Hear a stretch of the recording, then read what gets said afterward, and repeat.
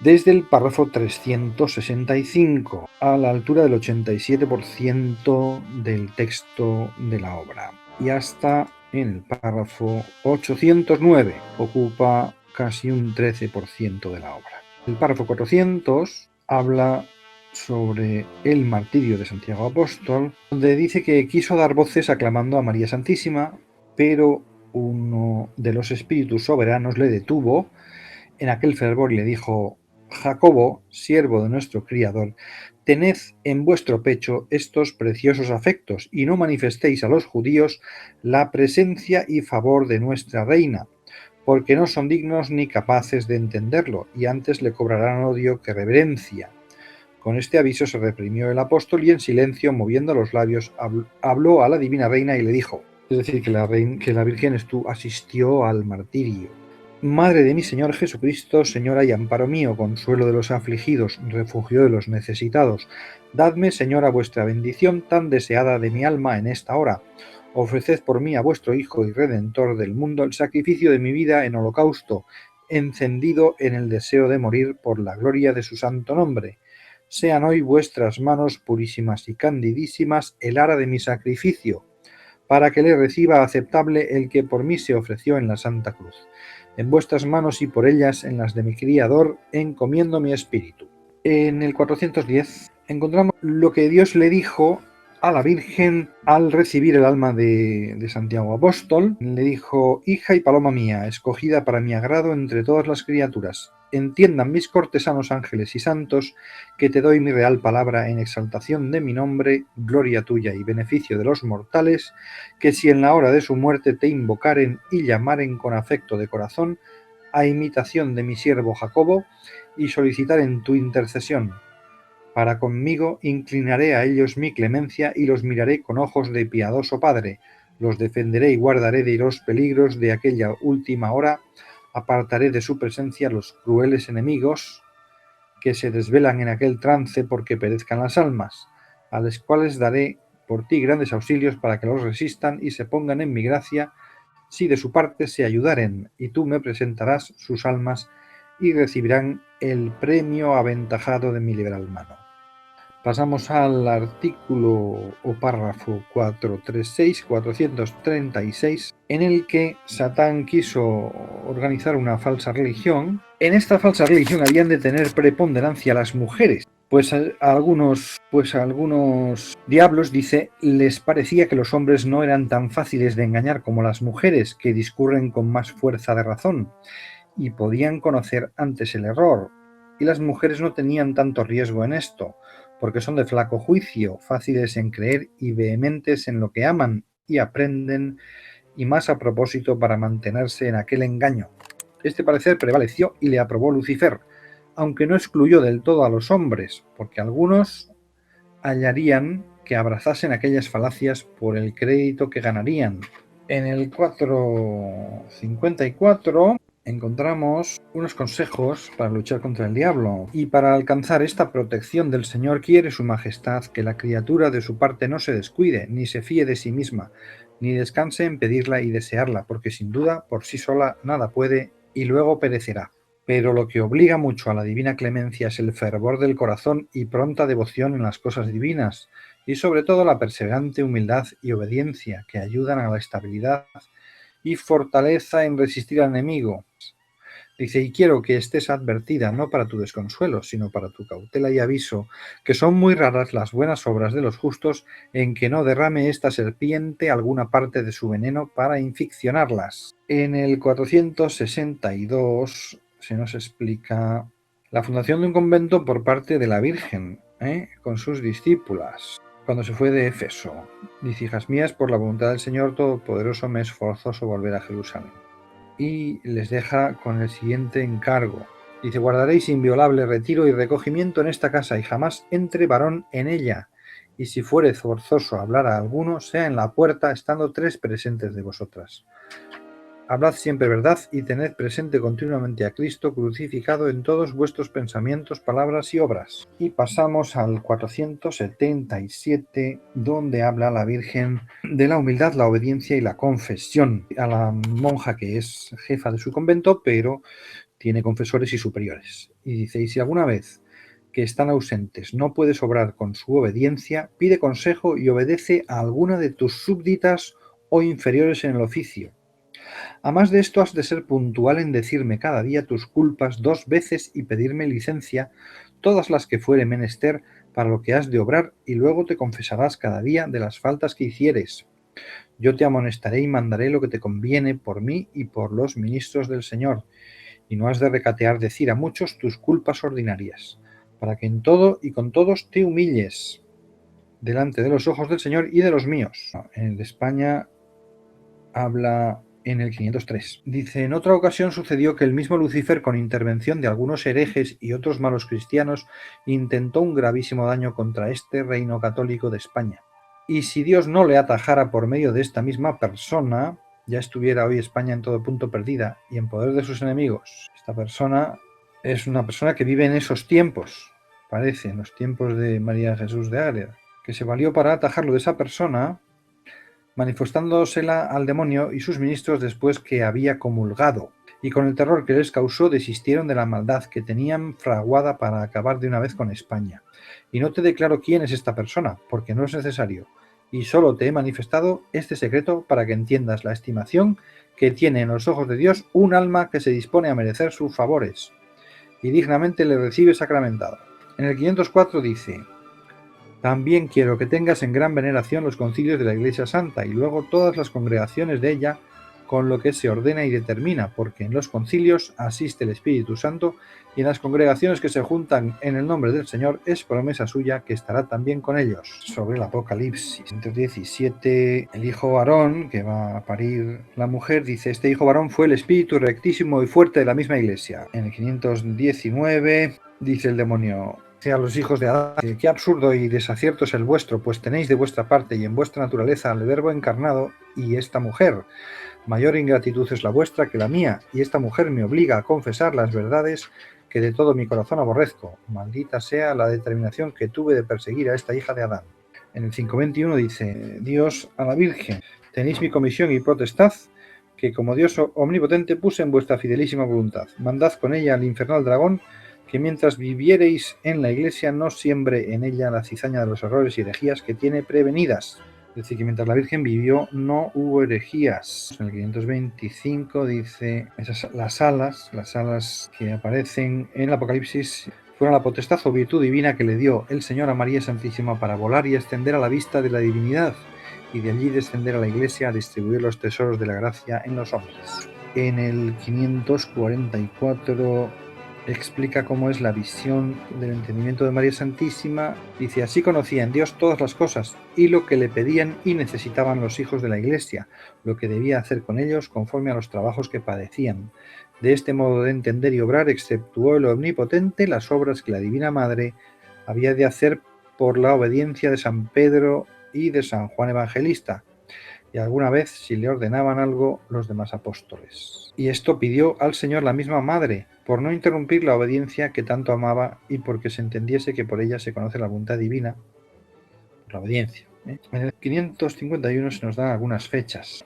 Cuando fue de Jerusalén a Éfeso tenía de edad 54 años, 3 meses y 26 días, y fue el año del nacimiento de 40, a 6 de enero. Estuvo en Éfeso 2 años y medio y volvió a Jerusalén el año de 42, a 6 de julio, y de su edad 56 y 10 meses. El concilio primero que arriba dijimos celebraron los apóstoles 2 meses después que la reina volvió de Éfeso. Luego sucedieron las batallas y triunfos y el pasar al estado que se ha dicho, entrando en 58 años, y de Cristo nuestro Salvador 42 y 9 meses. Duróle este estado los 1260 días que dice San Juan en el capítulo 12. En el 558 y 9 se nos habla de la elección de los evangelistas. Dice, la manifestó el Señor que ya era tiempo de comenzar a escribir los sagrados evangelios para que ella lo dispusiese como señora y maestra de la Iglesia. Cuando los apóstoles se juntaron en aquel concilio que refiere San Lucas en el capítulo 15, después que resolvieron las dudas de la circuncisión, como queda dicho en el capítulo 6, propuso San Pedro a todos que era necesario escribir los misterios de la vida de Cristo nuestro Salvador. En el 559 dice, luego descendió una luz del cielo sobre el apóstol San Pedro y se oyó una voz que decía, el pontífice y cabeza de la Iglesia, señale 4 que escriban las obras y doctrina del Salvador del mundo. Postróse en tierra el apóstol y siguieronle los demás, y dieron al Señor gracias por aquel favor. Y levantándose todos, habló San Pedro y dijo: Mateo, y fue señalando los evangelistas. En el 560 se dice que a los pocos días determinó San Mateo escribir su evangelio, que fue el primero. Y pasamos al artículo, al párrafo 569 al 71. En el 569 dice: volvieron los ángeles a María Santísima desde Antioquía a Jerusalén, y después que San Pedro pasó a Roma, como lo había ordenado nuestro Salvador, se le apareció otra vez al mismo apóstol, se le había aparecido a San Pedro en Antioquía. Y allí determinaron que en la Iglesia romana mandase celebrar la fiesta del nacimiento de su Hijo Santísimo y la pasión e institución del Santísimo Sacramento. Después de esto vino San Pedro a España y visitó algunas iglesias fundadas por Jacobo y volvió a Roma, dejando fundadas otras. Luego hay iglesias en España fundadas por San Pedro. En el 570 se habla de que llevaron los ángeles a San Pedro al cenáculo para visitar a la Virgen. Y en el 71 que la Virgen le dio advertencias para fundar la iglesia de Roma. Le pidió la bendición otra vez y le despidió. Los ángeles volvieron a San Pedro a Roma. En el 574 dice la Virgen a la monja: al pontífice romano has de tener suma obediencia y veneración sobre todos los hombres, y cuando le oyeres nombrar, le harás reverencia inclinando la cabeza, como cuando oyes el nombre de mi hijo y el mío, porque en la tierra está en lugar de Cristo, y yo cuando vivía en el mundo y nombraban a San Pedro le hacía reverencia. Seguimos en el 576 al 81, se habla de la visión de la pasión. Dice: no se le borraron, como las otras imágenes sensibles que arriba dije, para la visión de la divinidad. Antes se las mejoró Dios, para que con ellas se compadeciese milagrosamente gozar de aquella vista y sentir juntamente los dolores como la Gran Señora lo deseaba, por el tiempo que fuese viadora en carne mortal. Y estos favores, dice, la prudentísima Virgen no los pedía ni apetecía, porque sólo deseaba la vida para estar crucificada con Cristo, continuar en sí misma los dolores, renovar su pasión. No deseaba otros favores. En el 578 se nos dice: por cada una de estas injurias y blasfemias hizo un cántico particular en que daba al Señor la veneración y honra que los enemigos pretendieron negarle.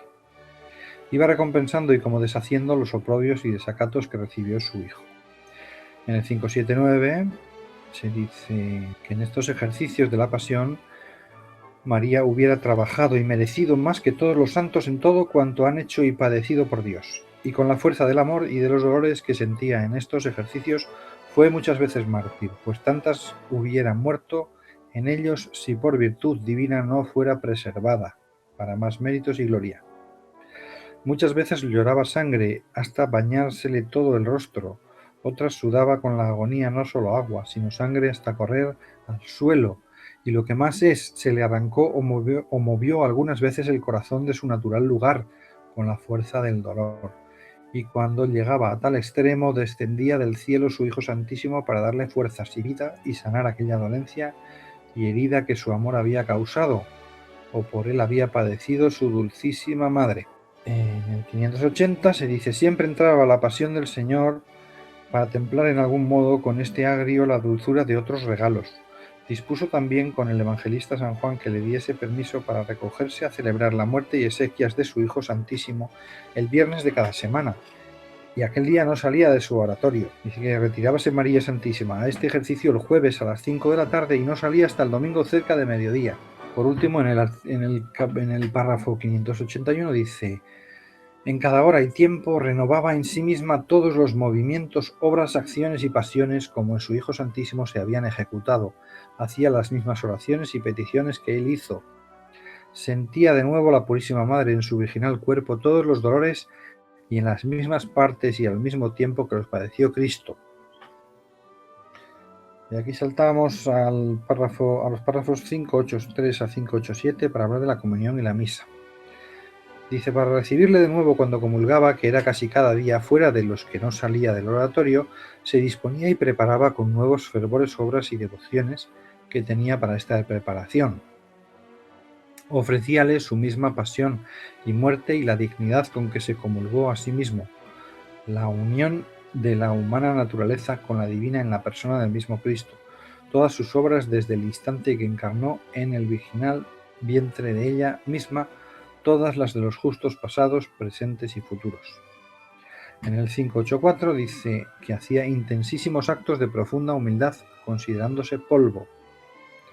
En el 585 que las obras de la Virgen obligaban al Señor muchas veces a que la visitase o la respondiese, dándole a entender el agrado con que vendría sacramentado a su pecho y corazón, y en él renovaría las prendas de su infinito amor.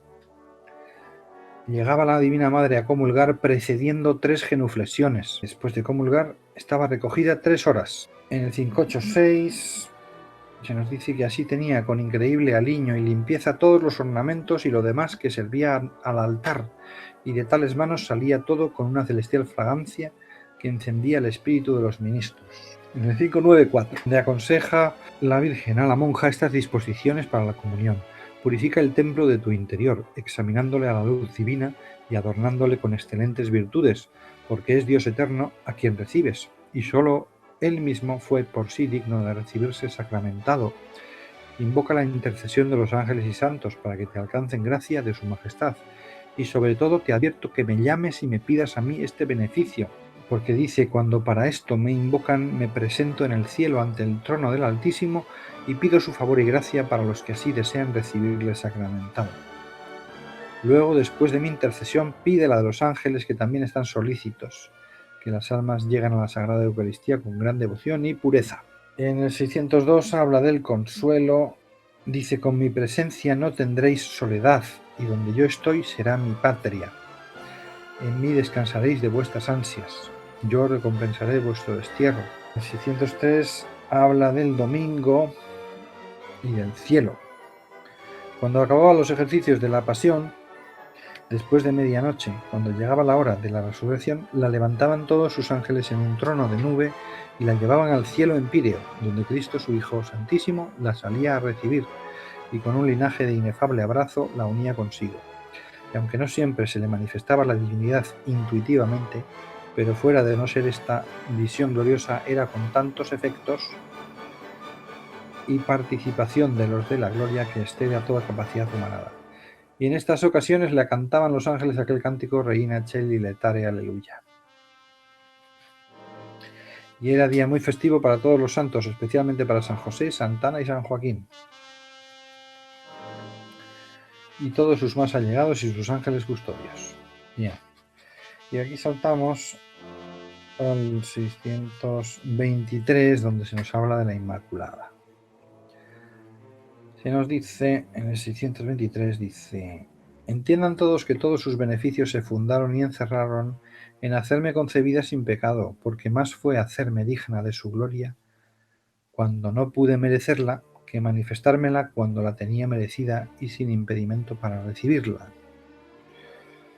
En el 625 se nos habla de la gratitud. Dice: este gran Señor es tan sabio, justo y rectísimo, nunca nos desecha por pobres, sino por ingratos. Esta correspondencia en los menores beneficios le obliga para otros mayores, y si todos los agradecemos, los multiplica, y solo el que es humilde los asegura, siendo también agradecido. En el 635 se nos habla de las fiestas. Dice: en los días ya señalados y en otros que diré adelante, daba de comer a muchos pobres, aderezándoles la comida y sirviéndolos por sus manos, puesta de rodillas en su presencia para servirlos. La Virgen, se entiende.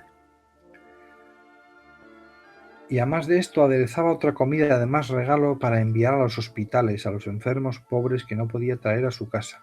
Y después iba ella a consolarlos y remediarlos con su presencia. En el 644 se nos dice una oración. Tenemos una oración que dice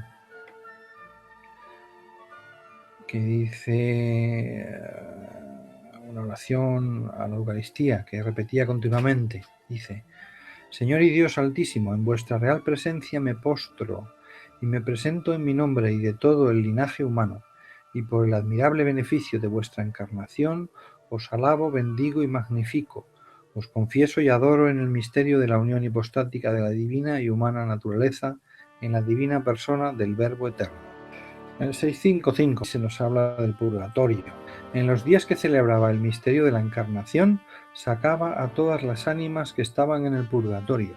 En el 657 hace un argumento de la conveniencia, dice, y el tomar carne humana de mi sustancia, el Verbo eterno, fue un empeño de tanto peso para el mismo Dios, que a tu modo de entender no saliera de él, si consiguientemente no hiciera conmigo todo lo que su omnipotencia alcanza y yo era capaz de recibir. Seguimos y en el 660 dice, yo te elegí por mi especial hija y discípula, para que escribiendo mi vida se levantase tu corazón con más ardiente amor y deseos de seguirme por la imitación que te convido y llamo, y la doctrina de este capítulo es que me sigas en el agradecimiento inefable que yo tuve del beneficio y misterio de la encarnación del Verbo eterno en mis entrañas.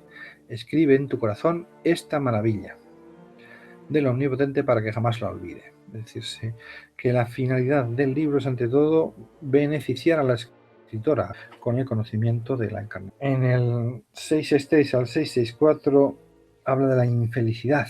En los últimos años de la Virgen, de la vida de la Virgen, su deseo de evitar que cualquier alma se condenara.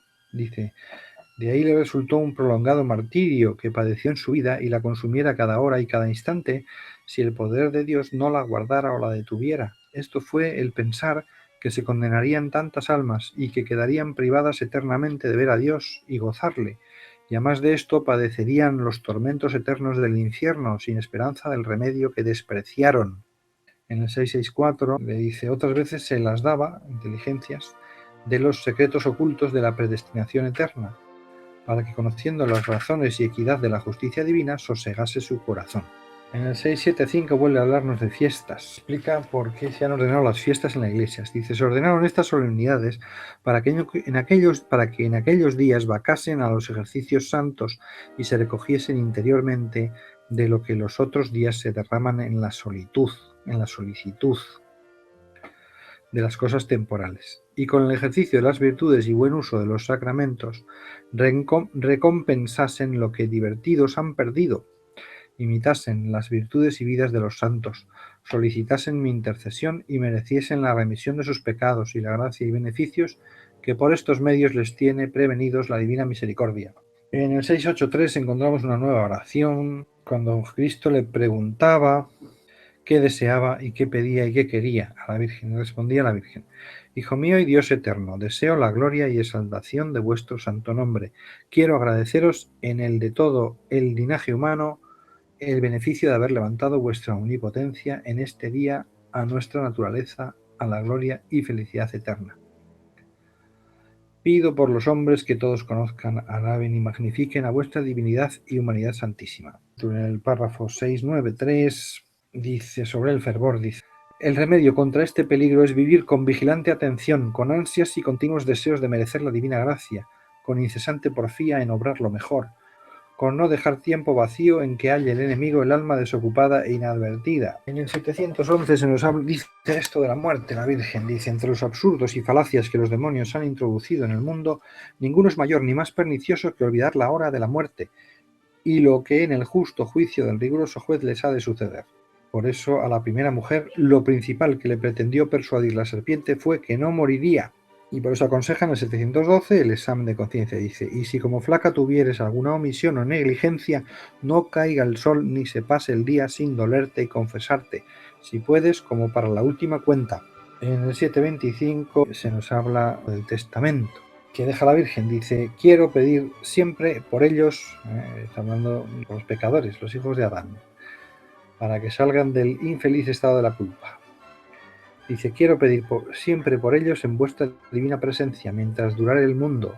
Esta es, Señor y Dios mío, mi última voluntad, rendida siempre a la vuestra. En el 741 al 5 se nos cuenta la muerte de la Virgen. La enfermedad que le quitó la vida fue el amor, sin otro achaque ni accidente alguno, y el modo fue que el poder divino suspendió el concurso milagroso con que la conservaba las fuerzas naturales para que no se resolviesen con el ardor y fuego sensible que la causaba el amor divino, y cesando este milagro hizo su efecto y la consumió el húmido radical del corazón y con él faltó la vida natural.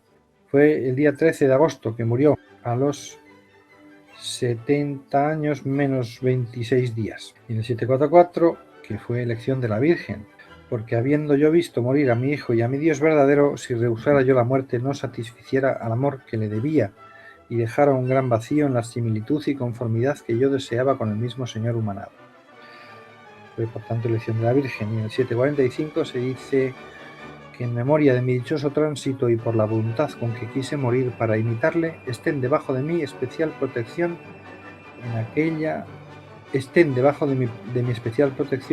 hora, para que yo los defienda del demonio y los asista y ampare y al fin los presente en el tribunal de su misericordia.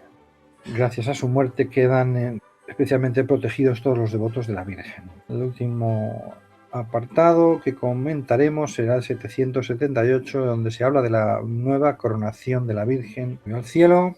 Dice: dichas estas razones, las tres divinas personas pusieron en la cabeza de María Santísima una corona de gloria, de tan nuevo resplandor y valor, cual ni se vio antes ni se verá después en pura criatura. Al mismo tiempo salió una voz del trono que decía: amiga y escogida entre las criaturas, nuestro reino es tuyo, tú eres reina, señora y superiora de los serafines, y de todos nuestros ministros los ángeles, y de toda la universidad de nuestras criaturas.